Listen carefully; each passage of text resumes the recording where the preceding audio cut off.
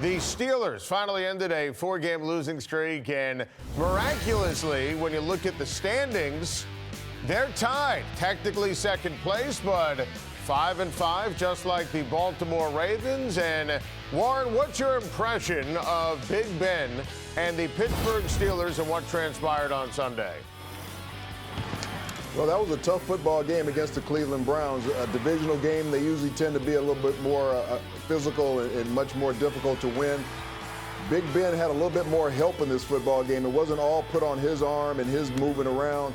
Le'Veon Bell had a big role in this football game, and I think that's one of the reasons why they were able to win the game. Everything wasn't put on Big Ben's shoulders. Only 167 yards passing, no touchdowns, but Le'Veon Bell got it in the end zone enough for them to get the big win.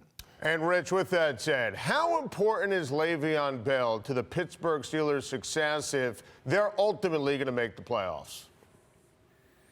He's huge, Adam. I think he's the most dynamic and explosive back in the game today. It's not just what he does in the running game, it's what he does in the passing game. He is so patient.